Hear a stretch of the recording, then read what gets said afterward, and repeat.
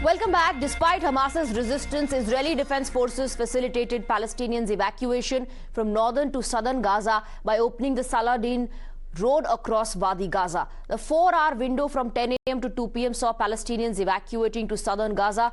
Rafa crossing between the Gaza Strip and Egypt was also reopened to allow evacuation of foreigners, dual nationals and wounded Palestinians. It's important to note that Israel does not operate the Rafa crossing. According to Israeli forces, their military operation is aimed at terrorists and not civilians. They've claimed that since the beginning of the conflict, they've sent out over 43 lakh text messages, distributed over 15 lakh pamphlets and made more than 19,000 calls urging Palestinians to evacuate northern Gaza.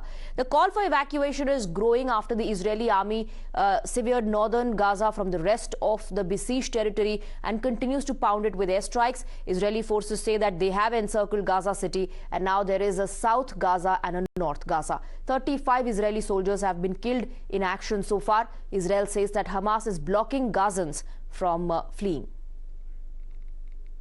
Israel wants civilians to move away, to move from Hamas strongholds.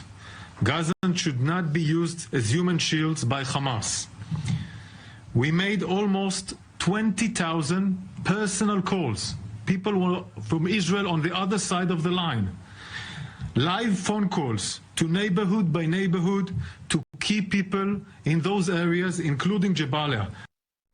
Well, since the beginning of Israel's war against Hamas, Israeli forces have repeatedly said that Hamas terrorists are using civilian infrastructure for their terror operations. During the fighting inside Gaza Strip, IDF soldiers found rocket launch pads inside a mosque. Some rocket launchers were hidden in water tankers. Over 10,000 Palestinians have been killed ever since the war broke out. US and China have called on Israelis to minimize civilian casualty in Gaza. We know the deep concern here for the terrible toll that Gaza is taking on Palestinians, on men, women, and children in Gaza, innocent civilians, a concern that we share and that we're working on every single day. We've engaged the Israelis on steps that they can take to minimize civilian casualties.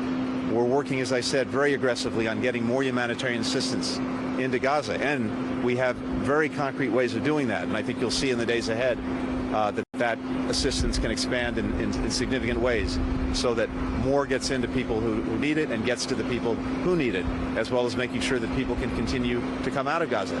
本轮巴以冲突已造成超过11000人死亡，其中绝大多数是平民。特别是一段时间以来，巴勒斯坦方面平民死伤人数急剧上升，加沙地带出现灾难性的人道主义局势。